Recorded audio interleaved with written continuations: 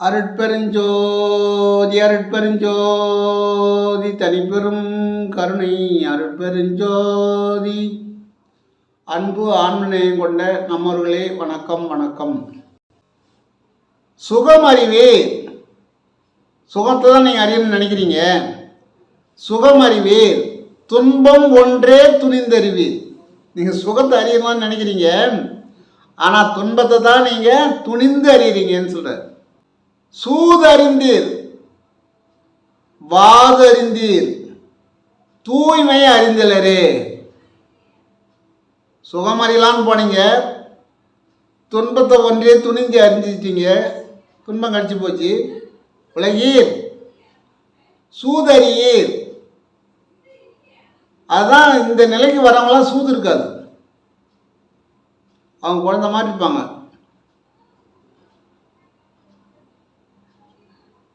அவங்ககிட்ட இந்த சூது வாது போறாம இதெல்லாம் இருக்காது. இந்த கபடம் எதுவுமே இருக்காது. கரெக்டாக அவங்க வேலையை அவங்க பார்ப்பாங்க, அவங்க சாப்பிடுவாங்க, போவாங்க. எல்லா ஜீவர்களுக்கும் இறக்கமாக இருப்பாங்க. ஜீவகாரணம் என்பது ஜீவர்களுக்கு ஆகாரம் கொடுக்கறது மட்டும் இல்லை, அங்கே ஆகாரம் கொடுத்துட்டு உள்ளே இருக்கிற ஜீவனை வதைச்சா அது ஜீவகாரணம் இல்லை. நான் நிறைய பேர் பார்த்துருக்குறேன். ஒரு 100 பேருக்கு ஆகாரம் கொடுப்பாங்க, அவங்களே சமைப்பாங்க, ஆகாரம் கொடுப்பாங்க. அதன் பிறகு பார்த்தா சைடில் வந்து புகை பிடிப்பாங்க, உள்ளே இருக்கிற ஜீவனை வதப்படுத்துவாங்க. அப்புறம் என்ன எல்லாம் செய்வாங்க. எதெல்லாம் செய்யக்கூடாதுன்னு நம்ம சித்தர்கள் சொன்னாங்களோ அதெல்லாம் செய்வாங்க. ஆனால் ஜீவகாரணம் ஓடி ஓடி பண்ணுவாங்க. வெளியே இருக்கிற ஜீவனுக்கு ஆகாரம் கொடுக்குற ரைட்டு, அது ரொம்ப நல்லது. ஆனால் அவன் உள்ளே இருக்கிற ஜீவனுக்கும் நீ வந்து கரெக்டாக நடக்கணும் இல்லை, அது துன்பப்படுத்தா நடக்கணும் இல்லை. வெளியில் நடமாடுற ஜீவனுக்கு துன்பப்படுத்தலை, நல்லது செய்கிற. அதுபோல் உள்ளே இருக்கிற ஜீவனையும் நீ கஷ்டப்படுத்தக்கூடாது. இதுதான் மெயின். ஜீவகாரன்னா நீ வெளியில் செஞ்சுட்டு உள்ள இருக்கிற ஜீவனை அவன் துன்பப்படுத்தினா ஜீவகாரணம் இல்லை அப்படின்னு சொல்லி. அதுபோல் சுகம் அறியுறீங்க, வெளியில் போய் நம்ம செஞ்சால் நமக்கு சுகம் கிடைக்கும் அப்படின்னு.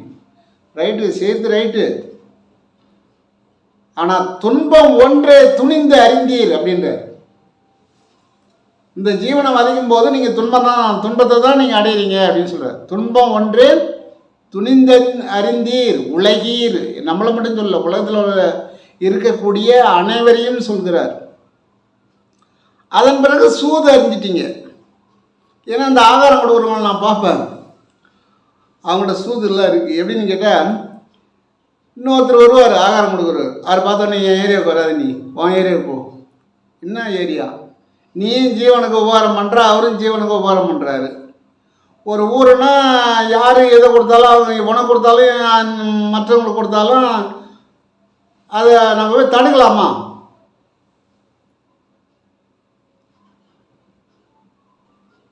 தர்மம் செய்வோரை தாழ்வு சொன்னேனோ அப்படின்றாரு வள்ளல் பெருமான். தர்மத்தை கெடுத்து நிறுத்தணும், தடுத்தணும் அப்படின்றாரு. அதெல்லாம் நீ கேட்டுட்டு என் ஏரியா நீங்கள் உள்ள வராத, ஏங்க அவருக்கு கொடுக்காதீங்க, நான் எங்களுக்கே கொடுங்க. என்ன ஜீவகாரணம் பண்ணுறாரு அவர்? இன்னொரு ஜீவகாரணம் பண்ணுறவரை போய் அவர் வேற இவர் வேற, அவரும் அந்த ஜீவனுக்கு தான் வாங்கி போய் கொடுக்குறாரு, நீயும் அந்த ஜீவனுக்கு தான் வாங்கி போய் கொடுக்குற. ஆனால் சூது ஒன்று விட்டு போகலையே. சூதறியீர் வாதறியீர், வாதம் பேசுறீங்க, அவர் வேற இவர் வேறன்னு சொல்றீங்க. அப்போ நீ ஜீவகாரணம் பண்ணி என்ன பண்ணியும்? அப்போ ஜீவகாரணியம் அது 2 பேரும் இப்போ நான் ஒரு சாதுனுடைய இடத்துக்கு போயிட்டு இருந்தேன், அந்த சங்கத்துக்கு போயிருந்தேன். எதிர வரவங்களை பார்த்து அப்படியே வணக்கம் சொல்கிறாங்க. எப்படின்னா தன்னுடைய குருவாக நினைக்கிறார்கள். யாரு எவரு அதெல்லாம் கிடையாது, நீ யாராக இருக்கலாம் எவராக இருக்கலாம்.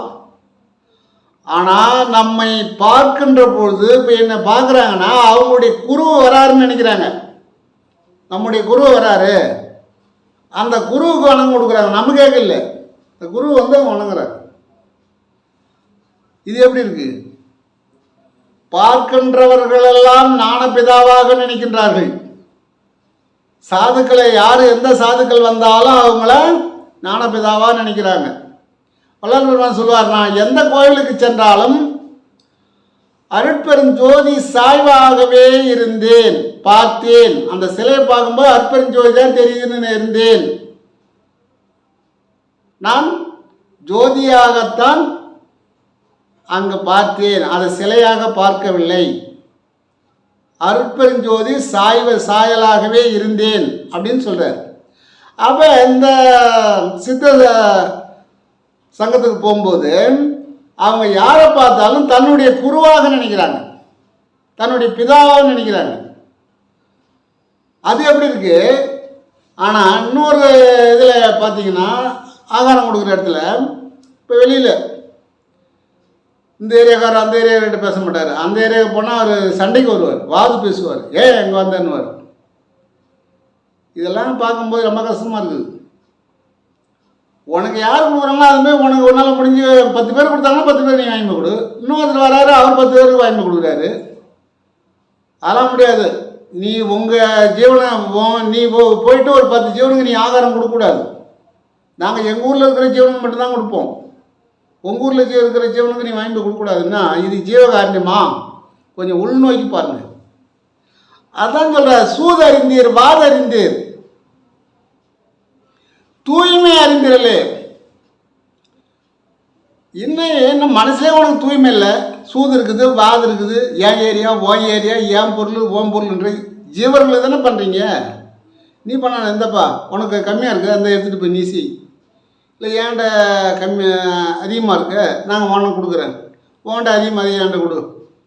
அப்படி நண்பர்களாக இருக்கணும். ஏன்னா எதிர இன்னொருத்தர் வராருன்னா உன்னுடைய மார்க்கத்தில் உள்ளவர் தான் வராரு. அவரை போய் வாது பேசுகிற, சூதா பார்க்குற, கொடுக்குறவங்கள கொடுக்கணும், தானம் செய்கிறவங்கள தடுத்து நிறுத்துற. இதெல்லாம் அந்த நம்முடைய குரு சொன்னாரா? தானம் செய்கிறவங்கள தடைப்படுன்னு சொன்னாரா? ஏன் ஏரியா போய் ஏரியா நீங்கள் எழுதியிருக்கிறாரா? இதெல்லாம் சங்கத்தில் இருக்கிறவங்க உணர்ந்து பார்க்கணும். இது நிறைய நடக்குது. இப்போ ஏரியா மட்டும் இல்லை, பெரிய சண்டையே நடக்குது. அங்கே போயிட்டா யார் 2 பேரும் ஒரே சங்கத்தில் இருக்கிறவங்க தான். அதுவும் சமரசமான சங்கம். சமரசத்தில் போய் இப்படி ஒரு பிரிவு இருக்கலாமா? அதுதான் இங்கே நீங்கள் அருப்பாவை நல்லா படித்து பார்த்தா இது அந்த சாந்தம் வரும். படிக்கலை. சூதறிந்தீர் வாதறிந்தீர் உண்மை அறிந்திரவே. நீங்கள் உண்மையை அறியலை, அதனால தான் இந்த மாதிரி பிரச்சனை உங்களுக்கு வருது அப்படின்னு சொல்கிறார். இகம் அறிவீர் பரம் அறிவீர். என்ன அவன் கருத்து? இகத்தை பார்க்குற பரத்தை பார்க்குற, இது போல் சூதுவாது பேசிகிட்டு இருக்கிறிய. சூதுவாது இருக்கலாமா? சுகம் அறியறதுன்னா என்ன? நீ சுகம் அறிய போறியா? சுகம் அது தானாக இறைவன் கொடுப்பான். ஏமாட்ட சூதுவாது இருக்குது அப்படின்னு சொல்கிற. ஆனால் இப்படி இருந்தால் மரணம் உங்களுக்கு நிச்சயமாக வரும்ன்ற. மரணம் வர எங்குருவீர்? நீ இந்த மார்க்கத்துக்கே நீ இல்லை, இந்த மார்க்கத்தில் நான் சொன்னதை நீ கேட்கல. தானம் கொடுக்குறவங்கள போய் தடுத்தது பெரிய தவறு. இது எதிரே வந்தவரை வாது பேசுறது தவறு, சூதாக நடந்து கொண்டது தவறு. ஆனால் மரணம் நிச்சயம் அப்படின்றார். இதே வள்ளல் பெருமாள் தான் அவர்கிட்ட இருந்தாங்க. அந்த மாதிரி எதிர வரவங்கள அவரும் வள்ளல். இப்போ நான் இருக்கிறேன்னா எதிர வரவங்கள வாங்கப்பா, சரி இந்த சாப்பிடுங்க. இப்போ எல்லா சில சித்த சங்கத்துக்கெல்லாம் போகும்போது சித்த மார்க்கம் ஞான மார்க்கத்துக்கு போய் பார்க்கும்போது அவங்களாம் அப்படி தன்னுடைய பிதாவாக நினைக்கிறாங்க. இங்கே அப்படி நம்ம பிதா தான் வராருன்னு கிடையாது. இங்கே சூதுவாதெல்லாம் இருக்குது. இது எதுன்னு நான் பிரித்து சொல்லக்கூடாது, உங்களுக்கே அது புரியும். மனத்தும் அகத்தும் அழுக்கறாத மௌன நாணி யோகிகள் என்ன சொல்றாரு? மனத்திலும் அகத்திலும் அழுக்கு அறலை. உங்களுக்கு அழுக்கு அறாத நீங்கள் மௌன ஞானிகளா யோகிகளா இருந்து என்ன புண்ணியம்னு கேட்குறாரு. அந்த அழுக்கு இருக்கிறதுனால தானே அவர் வேற நீ வேறன்னு பிரிக்கிற, சூதா பேசுகிற, வாதா பேசுகிற, சண்டை போட்டுக்கிறீங்க 2 பேரும். இது ரொம்ப கஷ்டமாக இருக்குதுன்றார். அதான் சொல்கிறார், மனத்தும் அகத்தும் அழுக்கறாத மௌன ஞானிகளாக இருந்தாலும் சரி, நீ யோகியாக இருந்தாலும் சரி, இது ஒன்றுமே புண்ணியம் கிடையாது. நீ செய்கிற ஜீவகாரியமும் உனக்கு புண்ணியத்தை தராது அப்படின்றார். வனத்தும் அகத்தும் இருக்கினும் மனத்தும் அகத்தும் அழுக்கு அறார். இவங்களுடைய அழுக்கு ஆறாது. மனசில் இருக்கிற அழுக்கு கண்டிப்பாக இவங்க அழுக்கு நீக்கியிருந்தால் இப்படி இருக்க மாட்டாங்க. அனைவரையும் சகோதரர்களாக பாவிப்பார்கள். நீ வேறு நான் வேறுன்னா இவங்க மனசில் இருக்கிற அழுக்கு போகலன்னு சொல்கிறார் சிவ வாக்கியம். இவங்க மனசில் இருக்கிற அழுக்கு கொஞ்சம் கூட போகலப்பா, அழுக்கு போன பிறகு தான் இவங்க இந்த நிலைக்கு வர முடியும் அப்படின்றார். மனத்தும் அகத்தும் அழுக்கறுத்த மௌன யோகிகள் என்ன சொல்றாரு? மனத்தில் இருக்கிற மனத்தும் அகத்தும் அழுக்கு அறுத்த மௌன ஞானிகள் யோகிகள். அவர் பிறந்திருக்கணும். அந்த ஞானிகள்லாம் இந்த அழுக்க விட்டு போச்சு அப்படின்னு சொன்னால் அவங்களே யோகிகள் ஞானிகள். அவங்க முளைத்தும் அதாவது பிறந்திருந்தும் அவர்களுக்கு பிறப்பு அறுப்பு இருப்பதே இல்லை. அதாவது பிறப்பு இறப்பு கிடையாது, இறப்பு இருப்பதே இல்லை. அவர்கள் தான் இறப்பு இருக்காது அப்படின்னு சொல்றார். உன்னில் தூய்மை வேண்டும். முதல் உங்கள்கிட்ட தூய்மை வேண்டும், மாசற்று இருக்க வேண்டும். மாசற்று மௌனமாக இருந்து நாண நெறியில் நடப்பவர்கள்தான் உண்மையான சங்கத்தவர்கள், ஞானிகள், யோகிகளாக ஆக முடியும். உள்ளத்தில் தூய்மை வேண்டும், மாசற்று மௌனமாக இருந்து. மௌனமாக இருந்தால் தான் இந்த மாசெல்லாம் வரும், உண்மை இந்த இதெல்லாம் வரும். போட்டி போராமலாம் போயிடும், வஞ்சகம்லாம் இருக்காது. அப்போ உண்மையான யோகிகள் அவர்களே. இந்த மாசு இருக்கக்கூடாது, வாது சூது இதெல்லாம் இருக்கக்கூடாது. அது என்னது இது என்னது, இங்கே வராது அங்கே வராது சண்டை சிறுவே இருக்கக்கூடாது. அதில் ஜீவகாரணம் பண்ணுறதுலே ஒன்றும் அது ஜீவகாரணம் இல்லை அப்படின்ற. ஏன்னா நீ மாசற்றவர்களாக இருந்தால் தான், அகத்தில் அழுக்கில்லாத இருந்தால் தான் அதை சாப்பிட்றவங்களும் அழுக்கில்லாத இருப்பாங்க. இப்போ நான் ஒரு சங்கத்துக்கு போயிட்டு இருந்தேன். அங்கே போயிட்டு இருக்கும்போது அவங்க என்ன பண்ணுறாங்க, ரொம்ப அவங்க நம்மளை யாருன்னே தெரியாது, அன்பாக கூப்பிட்டு நம்ம சாப்பிடுங்க, அடுத்து என்னங்க வேணும், நீங்கள் என்ன விருப்பமாக சாப்பிடுங்க, எது வேணும். ஏன்னா பந்தியில் ஒன்று வைப்பாங்க, அதோட சரி, மறுபடியும் வைக்க மாட்டாங்க. கல்யாணம் எல்லாம் எந்த பந்திக்கு போனாலும் ஒரு பொருள் வச்சாங்கன்னா மறுபடியும் வைக்க மாட்டாங்க. ஆனால் நாங்கள் போன சமபந்தியில் சாதுக்களை அப்படி ஆதரிக்கிறாங்க. நீ எந்த சாது எங்கிருந்து வந்த அதெல்லாம் கிடையாது. நீ புலைக்குலை தவித்தவர், தவ நிலையில் இருக்கிறேன்னு தெரிஞ்சால் போதும். நீ அந்த சங்கம் அந்த சங்கம்லாம் அவங்க கேட்கல. நீ எந்த சங்கமாக இருந்தாலும் பரவாயில்ல, நான் எல்லாம் ஒரே சங்கம்தான். ஜீவகரணம் எப்படி செய்கிறாங்க? எங்கே இருக்கிற சாமானிய மக்களுக்கும் எங்களுக்கும் ஒரே ஆகாரம். இதில் பாகுபாடே கிடையாது. சாதுக்களுக்கு வேறு ஆகாரம் கிடையாது, சாமானியவர்களுக்கு வேறு ஆகாரம் கிடையாது. அந்த பாகுபாடே கிடையாது. அனைவருக்கும் ஒரே ஆகாரம். அது அன்பான ஆகாரம். எப்படி அன்பான, இந்த கடுக்கடுத்து போடுற வேலையை அங்கே இல்லை. நான் 4 வேலை சாப்பிட்டேங்க. அப்படி என்பா அண்ணே இன்னும் கொஞ்சம் வச்சுக்கினேன், அண்ணா இப்போ சூடாக இருக்குண்ணே, நான் மூலிகை தோசைண்ணே, நான் மூலிகை இட்லிண்ணே, இந்த முடக்கத்தான் தோசைண்ணே, இன்னும் கொஞ்சம் வச்சுக்கினேன், இந்த இஞ்சி சட்னிண்ணே, புதினா சட்னிங்க வச்சுக்க, நல்லது. அப்போ அவங்க எவ்வளோ அன்பாக செய்கிறாங்க பாரு. ஒப்புடன் முகமலர்ந்து உபசரித்து உண்மை பேசி உப்பில்லா கூழிட்டாலும் உன்னதை அமிர்தமாகும். என் கூட வந்தவர் ரொம்ப சந்தோஷப்பட்டார். எப்படின்னு கேட்டால், இது போல் ஒரு இடம் தமிழ்நாட்டில் இருக்குதான்னு இப்போ தான் இன்றைக்கி தான் தெரிஞ்சு போச்சு. எனக்கு 65 வயசாகுது, இது வரைக்கும் நான் இது போல் இடத்த நான் பார்க்கவே இல்லைன்னார் அவர், என் கூட வந்தவர். ஏன்னா அவங்களுக்கு ஆகாரம், தங்குற இடம், மலஜல உபாதையை கழிக்கிறதுக்கு அதுக்கு வசதி. அவங்க எப்படி தங்குறாங்களோ அதே போல் இவங்களுக்கும் தங்கிறதுக்கான படுக்கைகள் எல்லாம் அவங்களுக்கு என்ன இருக்கோ அது வந்தவங்க அத்தனை பேருக்கும், அது 500 பேராக இருக்கட்டும் 1000 பேராக இருக்கட்டும், அத்தனை பேருக்கும் சப்ளை பண்ணுறாங்க.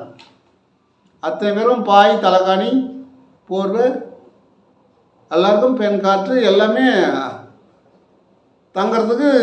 இன்னும் அது மட்டும் இல்லை, நீ நினைத்த போது உனக்கு சுடு தண்ணி வேணுன்னா சாப்பிட்டுக்கலாம், எப்போ வேணாலும். காஃபி சாப்பிட்டுக்கலாம், மூலிகை டீ சாப்பிட்டுக்கலாம், எப்போ வேணாலும் சாப்பிட்டுக்கலாம். அது மட்டும் இல்லை, நேரம் அறிஞ்சு எது கொடுக்கணுமோ அந்தந்த டைமு கரெக்டாக கொடுக்குறாங்க. இது ஜீவகாரணமா? நான் சொல்கிறேன் தப்பாக நினைக்கிறீங்க.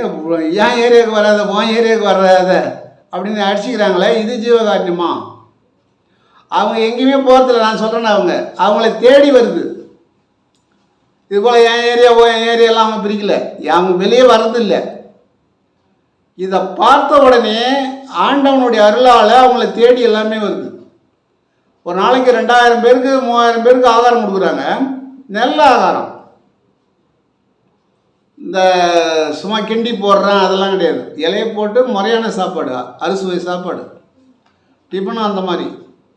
அப்போ அவங்க யாரையும் இந்த ஏரியாக்காரங்க அந்த ஏரியாக்காரங்கன்னு சொல்கிறதில்ல, வெளியே வரதில்லை, யார்கிட்டையும் கை நீட்டுறதில்லை. அவங்க கைக்கு அதுவாக போய் சேருது. அதுதான் உண்மையான ஜீவகாரண்யம் அங்கேயே நடக்கிறது. உண்மையான அந்த பிதாவுடைய அருள் அங்கேயே இருக்கிறது. 1 மணி நேரம் தான் பண்ணோம். நாங்கள் 1 மணி நேரம் உட்காந்தா கை வலிக்கல, கால் வலிக்கல, இடுப்பு வலிக்கல, எதுவுமே இல்லை. நிசத்தமாக எங்கே இருந்ததுன்னு தெரியல.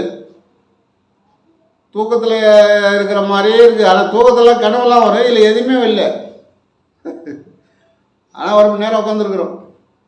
7 to 8 1 மணி நேரம் உட்காந்த மாதிரியே தெரியல. இன்னும் கொஞ்சம் நேரம் இருக்கலாமா அப்படின்னு ஒரு சுகமாக இருக்குது. ஏன்? அந்த இடத்தினுடைய அந்த பிதாவினுடைய ஆற்றல் அங்கே இருக்கிறது. ஒரு சிலையும் இல்லை, எதுவுமே இல்லை. சாதாரண ஒரு இடத்துல அவருடைய ஆற்றல் அப்படியே இருக்குது. அங்கே சிலைகளே எதுவுமே கிடையாது. ஒரே ஒரு விளக்கு தான் எரியுது, அவ்வளோதான். எந்த வித படையிலும் கிடையாது, எந்த வித அபிஷேகமும் கிடையாது,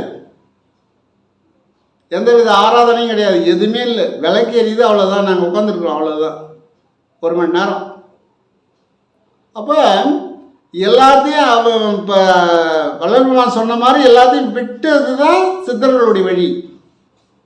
அவன் ஞானி, யோகி, எவ்வளோ சித்தாடல் செஞ்சுருக்கார். ஏன்னா அந்த மக்கள் சாதியாலையும் மதத்தாலையும் அழிந்து போகிறது, பாகுபாடால் அழிந்து போகிறது. என் ஏரியா உன் ஏரியான்னு அழிஞ்சு போகுது, என் பொருள் உன் பொருள்னுது, சூது பேசுது, வாது பேசுது, சண்டையிடுது. இப்படி இருக்கக்கூடாது, சகோதரர்களாக இருக்க வேண்டும். நம்ம எல்லா மாவட்டத்துலேயும் இருக்கிறாங்க, அடுத்து எல்லா மாநிலத்திலையும் இருக்கிறாங்க. அவர் டெல்லி வரைக்கும் போயிட்டு எல்லா சங்கங்களுக்கும் போய் எல்லா சாதுகளையும் சந்தித்து அருளை பெற்று வந்து இப்போவும் அனைத்து இடங்கள்லையும் நல்ல உபசரிப்பு, ஆகாரம் எல்லாம் கொடுக்குறாங்க. அங்கே அதே போல் இப்போ வள்ளல் பெருமாள் சொல்கிறதும் அதே தான். அப்படி இருந்தால் நீதிமன்றத்தில் எந்த கேஸுமே இருக்காது, அவங்க கம்முன்னு தான் உட்காந்துருக்கணும். ஸ்டேஷனில் எந்த சண்டை வாது எதுவும் கிடையாது, இல்லை சூதும் இல்லை, வாதம் இல்லை. அப்புறம் ஏங்க அங்கே யாரும் போவாங்களா? நீ சகோதரன், நானும் சகோதரன், அப்போ நம்மளுக்குள்ளே விட்டு கொடுத்து போகிறோம். என் பொருள் இல்லைப்பா, சரிப்பா பாப்பா அப்படின்னு போயிடுறோம். எதாக இருந்தாலும் நாமளே சரி கட்டின்னு போயிடுறோம். அப்போ அங்கே வேலை இல்லை. இதுதான் ஆன்மீகம். ஆன்மீகம்னா நம்மகிட்ட மூட்டை விட்டுட்டு ஓடுறது ஆன்மீகம் இல்லை. வீட்டில் இருந்து இல்லறத்தோடு நடத்துறது தான் ஆன்மீகம். அவரும் ஒரு இல்லறவாசி தான். இல்லறவாசி தான். இப்படி ஒரு பிரம்மாண்டமான அனைத்து மாநிலத்திலையும் நம்முடைய தமிழ்நாட்டிலையும் அவ்வளோ செஞ்சுருக்காங்க, செய்துக்கிட்டு இருக்கிறாங்க. அப்போ இது ஏன் நடக்குதுன்னா, அவங்கெல்லாம் உள்ளத்தில் தூய்மையானவர்கள். அவர்கள் இங்கே என்ன சொல்கிறாங்க பாருங்க, அவங்க உண்மையான யோகிகள், அவர்களே ஞானிகள். அவர்களை தான் மக்கள் போற்றப்படுவார்கள். இவர்கள் அவர்களுடைய உள்ளம் தூய்மையானது அப்படின்னு சொல்றார். ஆனால் இல்லறத்தில் இருந்தாலும் தவறில்லை அப்படின்னு சொல்றாரு. அந்த பிதா தான் சொல்றாரு, இல்லறத்தோட நீங்க எல்லாரும் நடத்தீங்க, இல்லறத்துல இருங்க, அது தவறில்லை அப்படின்னு சொல்றாரு. அப்படி இல்லறத்துல இருந்து அவங்க துறவரம் வந்தாலும் பிறவி துன்பம் அவர்களுக்கு கிடையாது, பிறவி கிடையாது, பிறவி துன்பம் நீங்கிவிடும் அப்படின்னு சொல்றார். அதாவது இல்லறம் நடத்துவது வேறு, இல்லறத்தில் இருக்கிறது தவறில்லை, அப்பொழுதுதான் இந்த உடல் நீடிக்கும். அடுத்து மற்ற பெண்களை தாயாகவும் தந்தையாகவும் கருத வேண்டும். இதுதான் அங்கே சுச்சம். இல்லைன்னா எல்லாரையும் பார்த்து எல்லாரும் நடத்தணும்னு நினைக்கக்கூடாது, அது தவறு. மற்றவர்களை தாயாகவும் தந்தையாகவும் நினைத்தால் நம்ம குற்றமற்றவர்கள், மாசற்றவர்கள். அப்போ நம்ம மீது யாரும் எந்த கேஸும் வராது. இப்போ பார்த்தா எங்கே பார்த்தாலும் கேஸு. அவங்க எங்கெங்கே பார்க்குறாங்களோ அவங்கெல்லாம் மனைவியை அடையணும்னு நினைக்கிறாங்க. இல்லை, அதனால தான் அவங்க மாட்டிக்கிட்டு கஷ்டப்படுறாங்க. அதான் சொல்றார், மற்ற பெண்களை தாயாகவும் தந்தையாகவும் கருதினால் இந்த துன்பங்கள் வராது. மனைவியோடு திருவள்ளுவர் இருந்தார், அவருக்கு எந்த துன்பமும் இல்லை. நீங்கள் ஏன் அப்படி இருக்கக்கூடாது? நீங்களாம் இல்லறத்துல இருந்து துறவரம் வாங்க. என்ன யாரும் நான் ஞானி ஆகிட்டேன், யோகி ஆகிட்டேன், நான் பிரம்மச்சாரின்னு வராதிங்க. பிரம்மச்சாரின்னு வந்தீங்கன்னா பல தொல்லைகள் நேரும். நம் முன்னோராகிய திருவள்ளுவரை பாருங்க, அவர் மீது எந்தவித குற்றமும் மாசே கிடையாது, குற்றமே கிடையாது. அப்படி குடும்பம் நடத்துபவர்கள், சிற்றின்பத்தை அடைந்தவர்கள், அவர்களே பேரின்பத்தை அடைய முடியும். ஏன்னா வள்ளுவர் அடைஞ்சார்ல, எல்லாரையும் நிறைய அடைஞ்சிருக்காங்க, எல்லாரையும் சொல்லின்னு போக முடியாது. இன்னைக்கு உலகத்துக்கே எடுத்துக்காட்டு யாருன்னு கேட்டால் வள்ளுவர் தான். மனைவியோட கொடுத்தனம் நடத்தி மேல்நிலைக்கு சென்றவர். அதை சொல்றாரு, இந்த சிற்றின்பத்தில் இருந்து பேரின்பம் போவதே உனக்கு மோட்சம். அவங்களுக்கு பிறவி கிடையாது, பிறவி துன்பம் இருக்காது. வேணும்னா நீ எடுத்துக்கலாம், நினைச்சே எடுத்துக்கலாம். வள்ளல்வர் என்ன சொல்றாரு, அகத்தே கருத்து புறத்தே வெளுத்த மனிதரை திருத்த இந்த ஜகத்தே வருவிக்க உற்றேன் அப்படின்றார். அப்போ அகத்தில் கருத்து இருக்கக்கூடாது, புறத்தில் மட்டும் வெளுத்துரு இருந்தால் பத்தாது அப்படின்னு அவர் அப்பயே சொல்லிட்டார். ஆனால் இப்போ புறத்தில் வெளுத்து இருக்குது, அகத்தில் கருத்து இருக்குது. இப்போ அவர் சொல்லிட்டு போயிட்டாரு, நான் அந்த கருப்பு மறையல. குடும்பம் நடத்தி எல்லாத்துல இருந்து துறவரம் வர்றது அது ஒரு தவறில்லை. யார் சொல்றாரு? நமக்கு முன்னாடி 10ஆம் நூற்றாண்டுக்கு முன்னாடி வந்த ஒரு சிவவாக்கியர், அவர் உண்மையை சொன்னார்ன்னு சொல்லி தான் அவர் 18 சித்தரில் அவங்க சேர்க்கலை. எப்பவுமே உண்மையை சொன்னால் அவங்கள ஓரம் காட்டிடுவாங்க. ஆமாம், உண்மையை சொல்லக்கூடாது. உண்மையை நீங்களாம் ஒன்றா இருக்கணும், ஒன்றா இருக்க கற்றுங்க, இந்த உண்மையை சொல்கிறோம் புரிஞ்சுங்கன்னாரு, இதை ஒத்துக்குங்கன்னாரு. அதனால் என்ன பண்ணிட்டாங்க, 18 சித்தரில் அவர் உண்மை சேர்க்கலை. ஏன்னு கேட்டால் இவர் தான் 18 சித்தருக்கு அவங்க கூட இணையானவர் இவர்.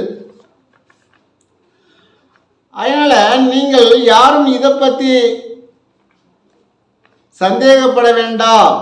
நீங்கள் முத்தேக சித்தியும் பெறலாம். சிவாய்க்கு சொல்றார், முத்தேக சித்தியும் பெறலாம்.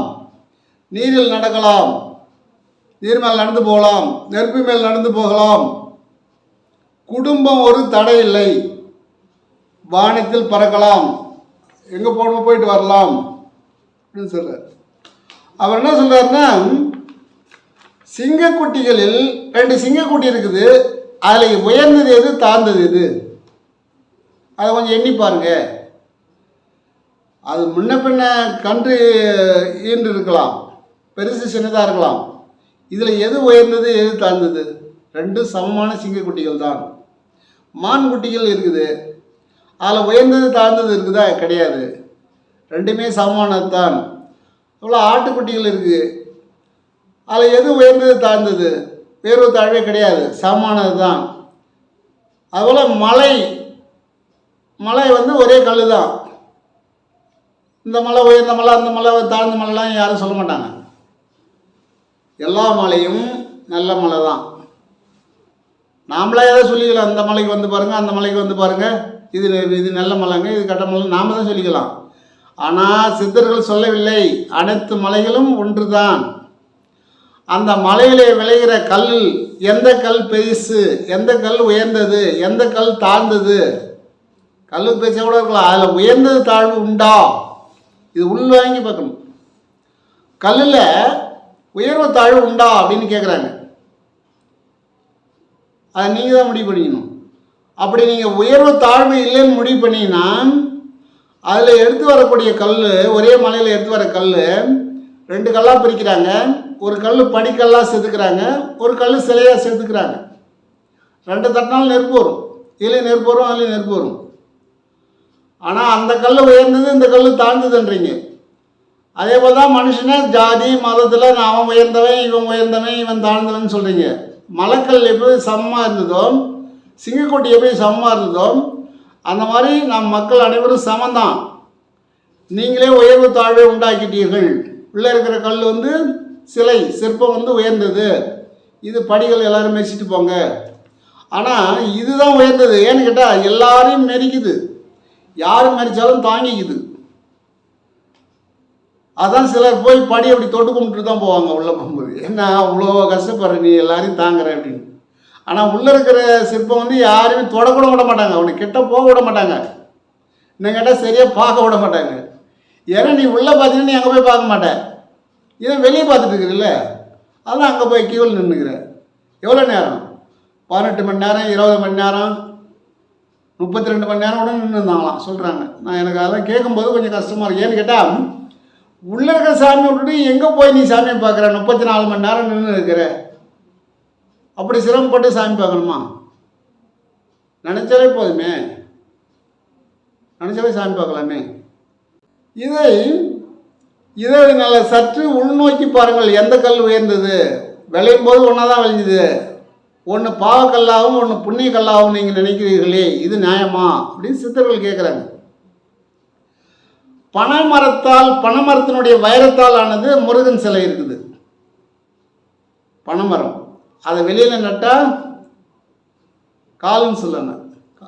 பனைமரத்தால் கால் நட்டுருக்காங்க அப்படின்னு. அது உள்ளே இருக்கிற வைரம் நல்லா இரும்பு மாதிரி இருக்கும். செல்லு சாப்பிடாது, அது செல்லு எப்பயுமே அது கிட்ட தொடாது, இரும்பு மாதிரி இருக்கும்.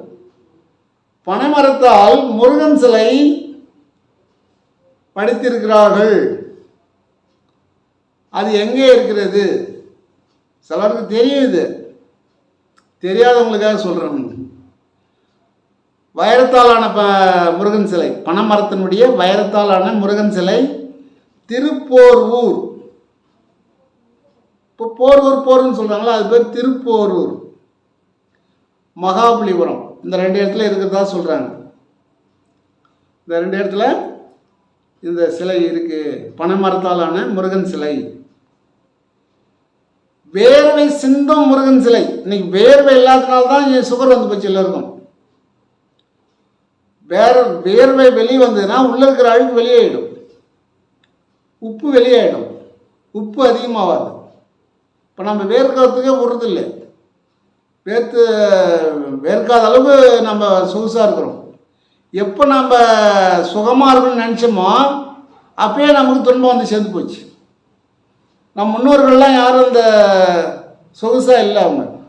அவங்க மழை வெயில் வேர்வை காற்று அது எல்லாத்தையும் சமாளித்தாங்க, அவங்க நோய் இல்லை. அப்போ முருகனுக்கே வேர்வை வருது, அங்கே அவங்க பேன் போட்டு அதனால் அந்த வேர்வை நிறுத்தலை. மூலவர்கிட்ட போயிட்டு அது அப்படியே தான் வச்சுருக்காங்களாம். ஏன்னு கேட்டால் அங்கே போய் ஏசி போட்டு விட்டா அப்புறம் வேர்வை வராது முருகன் மேலேருந்து. சொன்ன ஒருத்தர் போய் ஏசி போட்டு வந்துடுவார். முருகன் மேலே வேர்வியா, ஐயோ அவருக்கு வேர்வியா அப்படின்னு போய் ஏசி போகிறதுலாம் இருக்காங்க. என்ன கேட்டால் தங்கத்தாலே கிணறு வெட்டுறவங்களாம் இருக்காங்க. தங்கத்தாலே அந்த இடத்த தங்க முலாம் பூசி தங்கத்தாலே தங்கத்தகடு வச்சு அடிக்கிறவங்களாம் இருக்காங்க. அப்படி இருக்கிறவங்க ஏசி ஒன்று போட மாட்டாங்க, போட்டுருவாங்க. போடக்கூடாது, ஏன்னா அது ஏதோ ஒரு சித்து இருக்குது. சித்து இல்லாத அது அங்கே ஒரு இது நடக்காது. சக்தி இருக்குது, ஏதோ சித்தர்களுடைய ஆற்றல் அங்கே இருக்குது. இப்போ நாங்கள் போனோம் அந்த இடத்துல அவர் பிதாவினுடைய ஆற்றல் இருக்குது. அதான் உட்காந்து என்ன சித்தனாக உட்காந்துருக்கலாமான்னு நினைக்கிது. வரும் அருமையாக கூட வந்து சொல்கிறாரு, அவர் சாமானியம். அவர் சொல்கிறாரு, எனக்கு கொஞ்ச நேரம் தான் போது பார்த்தேன், என்னால் முடியல, ஆனால் சுகமாக தான் இருந்தது. அவர் சொல்கிறார், அவருக்கு எதுவுமே தெரியாது, நானும் அப்படி உட்காந்து நான் கண்ண முடிக்கிட்டு சுகமாக தான் இருந்தது. ஆனாலும் ஒரு 1/2 மணி நேரத்துக்கு மேலே என்னால் இருக்க முடியல, வந்துட்டேன். நான் போயிட்டு வெளியிலாம் போய் சுற்றிட்டு தேநீர் சாப்பிட்டு வந்து பார்க்குறோம், அப்புறமா நீங்கள் அப்படியே தான் இருக்கிறீங்க அப்படின்னு சொல்கிறாரு. இப்போ அந்த சுகத்தை அடையும் போது உனக்கு உடம்புல இருந்தால் தானே அது வலி கொடுக்கும். உடம்பை மறந்து இருக்கிற, தன்னை மறந்து இன்ப முறை வெண்ணிலாமே. இப்போ தன்னை மறந்து இருக்கும்போது எப்படி வலி கொடுக்கும்? காற்று எங்கே ஆடுது? நுரையீரலுக்கும் உச்சிக்கும் ஆடிக்கிட்டு இருக்கு. அப்போ எப்படி உனக்கு வலி கொடுக்கும்? அப்படி வேர்வை சிந்தும் முருகன் திருச்செந்தூர் தானா. எப்போ பார்த்தாலும் கூட்டாங்க அதிகமாக இருக்கும். அங்கே சித்தர்கள் நிறைய இருக்காங்க. திருச்செந்தூர் நல்ல ஒரு பவரான இடம். ஏன்னு கேட்டால் அங்கே சித்தர்கள் நிறைய இருக்காங்க. கடலில் தூய்மை போட்டு போயிட்டான் ஆங்கிலேயர்கள் சிலையை. அந்த சிலையை திரும்பவும் கொண்டு வந்து அங்கே நிலைநிறுத்தினாங்க. எப்படி? முருகன் போய் சொல்கிறாரு. யார்கிட்ட சொல்கிறார்? தூய்மையானவர்கள்கிட்ட போய் சொல்கிறார். இந்த வஞ்சகம் போராமல் உள்ளவர்கிட்ட போய் சொல்லுவாரா? தூய்மையானவர்கிட்ட போய் இந்த இடத்துல சிலை இருக்குது, போய் பாருங்கள், அந்த இடத்துல கேடம் வட்டமிடும், அதை பார்த்தீங்கன்னா அங்கே உங்களுக்கு சிலை தெரியும்னாங்க. அப்போலாம் மீனவர்களை கூப்பிட்டுட்டு அங்கே போனார், சிலையை எடுத்துகிட்டு வந்தார். அப்போ எப்படி இருக்குது? ஏன்னா அந்த சிலையை அவங்க படகுல எடுத்துகிட்டு போகும்போது உடலையாம் இந்த ஆற்றல், முருகனுடைய ஆற்றல். மகா சித்தராஜ் அவர். காற்று மழை செம அடி அடிக்குதான், எந்த வழியும் போக முடியாம். அவங்க பார்த்தாங்க, தேடி போனவங்க, இந்த சிலையை எடுத்துகிட்டு போனால் நம்ம உள்ளே இருக்கிற சிலை நம்ம உயிர் பிரிஞ்சிடும் போல் இருக்குது. இந்த சிலையில் இவ்வளோ ஒரு பவர் இருக்குது. ஏன்னா அவங்களுக்குலாம் இதை பற்றி தெரியாது, தேட வந்தவங்களுக்கு. அவங்க என்ன பண்ணால் தூக்கி கடலை போடுப்பா, நாம் தப்பிச்சு போயிடணும்னு போயிட்டாங்க. அதை போட்ட பிறகு தான் அவங்க தப்பிச்சு போனாங்க. அந்த மாதிரி இடத்துல திருச்செந்தூரில் தான் இந்த சிலை இருக்கிறதாம். அடுத்து இன்னொரு இடத்துல இருக்குது. எங்கே?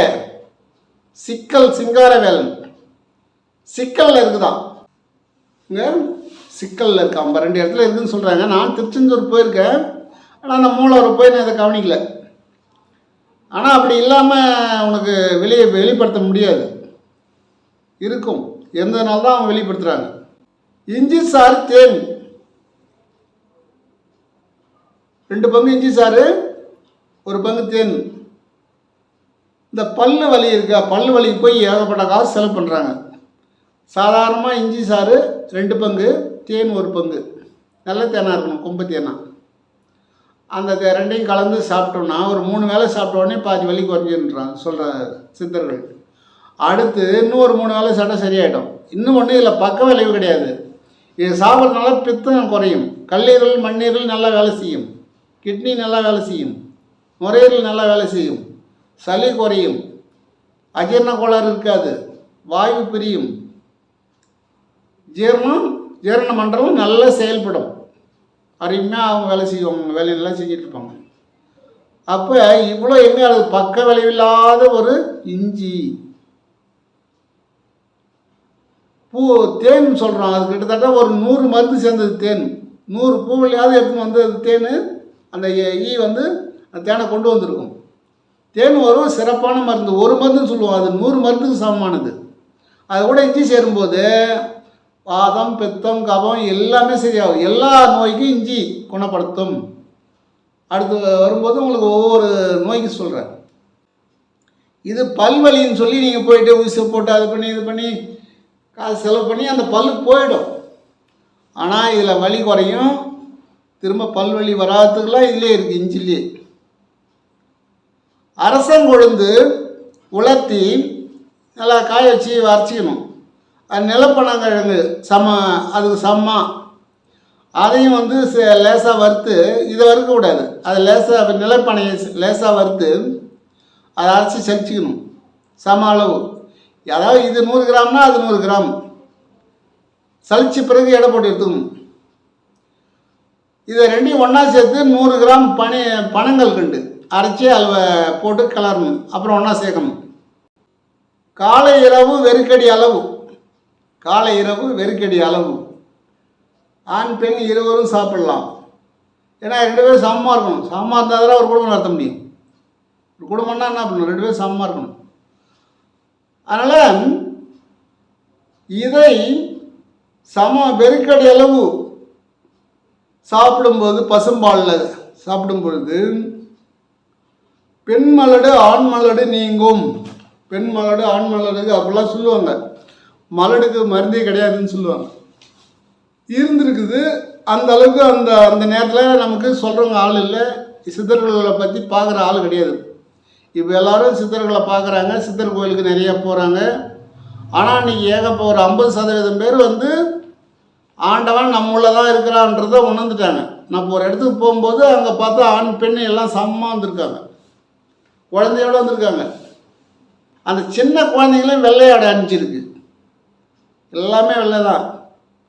சின்ன குழந்தை நாமளாம் விதவிதமாக ஒரு 1000 ரூபாய் 1500 ட்ரெஸ் எடுத்து கொடுக்குறோம். அதெல்லாம் கிடையாது, ஏற்றந்தாலும் கிடையாது. அதை ஒரு துண்டை ஆண் குழந்தை இருந்தால் அப்படி துண்டை அப்படி கழுத்தில்